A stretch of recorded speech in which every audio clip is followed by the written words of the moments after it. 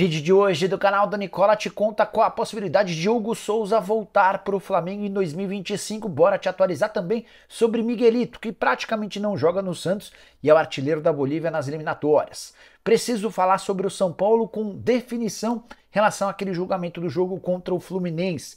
Por falar em STJD, também houve o julgamento do pedido do Vasco e do Corinthians para adiamento das semifinais da Copa do Brasil. Para completar, o filho de Tite é o primeiro a se manifestar depois da comissão técnica do Tite ser demitida pelo Flamengo. Falo sobre a convocação de Matheus Pereira para a seleção brasileira, as últimas do mercado, bastidores, finanças e muito mais.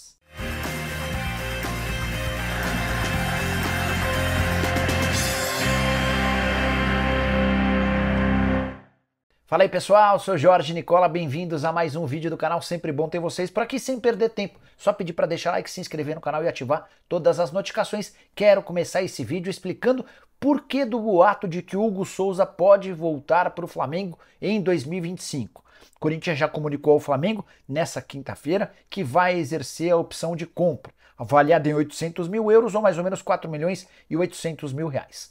Essa previsão estabelecia um pagamento em 4 parcelas de 200 mil euros, mas o contrato também dá o direito ao Flamengo de não aceitar o garantidor, aquele responsável pelo pagamento em caso de atraso do Corinthians. E ao que tudo indica, o Flamengo recusará qualquer que seja o garantidor do Corinthians. Tudo porque, na compra de Mateuzinho no início dessa temporada, o Corinthians acabou por atrasar uma das parcelas. Na oportunidade, o Corinthians havia colocado a Brax, o contrato de direitos de transmissão do Campeonato Brasileiro como garantidor. Ainda assim, acabou por atrasar um dos pagamentos de parcelas do lateral direito. Isso vai permitir ao Flamengo que não aceite um parcelamento, e aí caberia ao Corinthians comprar o Hugo Souza em definitivo, desembolsando 4 milhões e 800 mil reais à vista, ou então correr o risco de perder o atleta para 2025. Como é que eu acho que essa história termina? Corinthians e Flamengo vão acabar se acertando, e mesmo com um parcelamento, o atleta vai ficar no time, até porque o Hugo não quer voltar para o Flamengo. O Hugo está super decidido em ficar no Corinthians e o negócio vai acabar sendo bom para todas as partes. Só para completar sobre o Timão, o Corinthians divulgou uma nota no meio da tarde dessa sexta-feira, afirmando que vai manter a Esportes da Sorte como sua patrocinadora. É que a empresa master do Timão conseguiu, via justiça, uma decisão favorável. Dessa maneira, mesmo estando fora daquela lista do governo federal de bets autorizadas, graças a uma decisão judicial que pode ser cassada a qualquer momento, há a possibilidade de a Esportes da Sorte seguir na camisa dos clubes que ela patrocina. O Palmeiras não aceitou essa decisão judicial, ou melhor, ainda está tomando as providências, estudando junto ao departamento jurídico se há estabilidade nessa decisão que é só provisória, que é só momentânea da justiça. O Corinthians preferiu adotar ou confiar nessa decisão judicial, que é provisória, que é através de liminar, que permite a Esportes da Sorte sua continuidade. Só para lembrar e explicar. A Esportes da Sorte acabou por se acertar com a Lotérgia, a loteria do estado do Rio de Janeiro. Lá por lá, para você estar legalizada, o custo é muito menor. A Esportes da Sorte gastou algo na casa dos 5 milhões de reais, enquanto com o Ministério da Fazenda o custo seria de 30 milhões de reais. Até por isso o governo não estava aceitando a permissão que a Esportes da Sorte atuasse em cenário nacional. Mas graças a essa decisão da Justiça, momentaneamente isso está resolvido. Bora falar agora sobre uma decisão em desacordo com Corinthians e Vasco.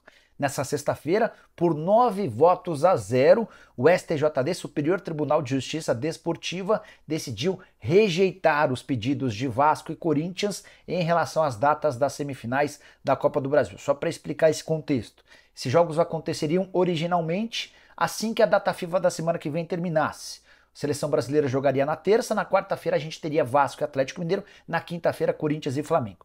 O Flamengo solicitou à CBF uma alteração, jogando essas partidas da semifinal da Copa do Brasil para o fim de semana seguinte, dias 19 e 20, e antecipando os jogos do Campeonato Brasileiro para essas 4 equipes. A CBF aceitou, decidiu e divulgou a nova tabela. O Corinthians e o Vasco foram ao STJD, mas por 9 votos a 0 está mantida a decisão. Queria contar também que já foram conhecidos os árbitros das semifinais jogos de volta.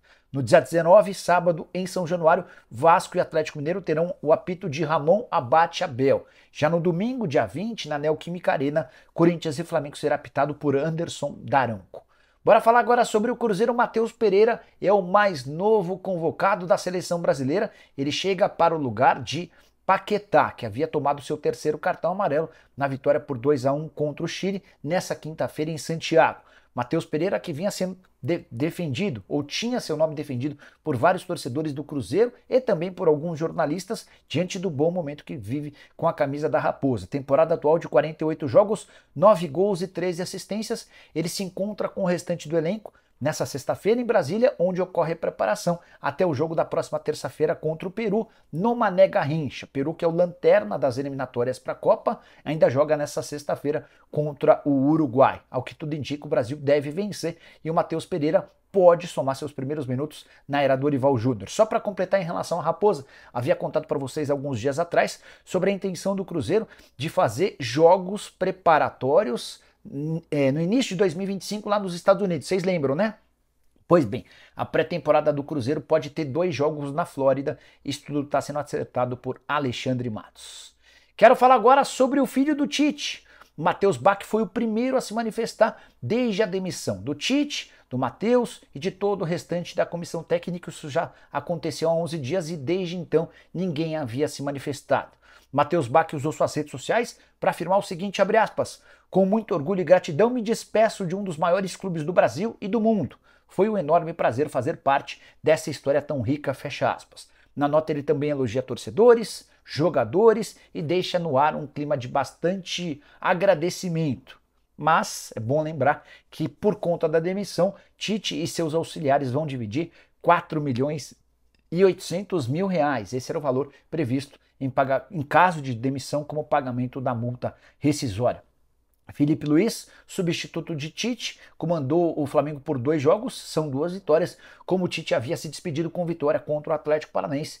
O Flamengo tem, nesse momento, 3 vitórias em 3 confrontos. Bora falar agora sobre o São Paulo e a tentativa de anulação de um jogo contra o Fluminense no STJD naufragou.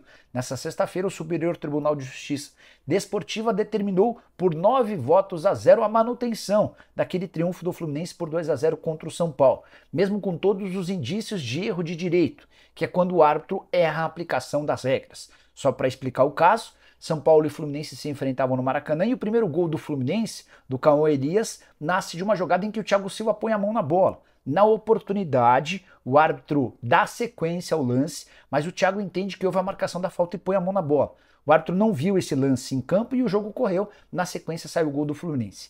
O árbitro de vídeo chama o árbitro de campo, Paulo César Zanovelli, para explicar, olha, o Thiago Silva colocou a mão na bola. Não, eu não vi, tá tudo certo, enfim.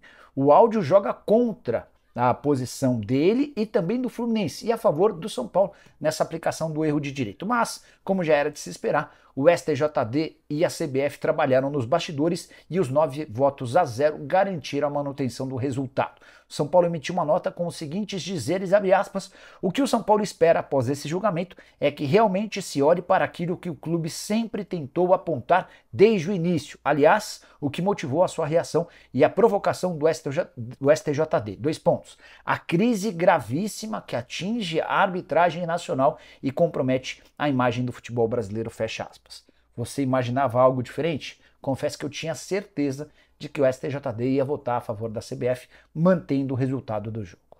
Bora fechar o vídeo para falar sobre o Santos, mais especificamente sobre Miguelito, meio atacante de só 20 anos de idade, tratado há bastante tempo na Vila Belmiro como uma grande promessa. E ele tem confirmado toda essa expectativa com a camisa da seleção boliviana.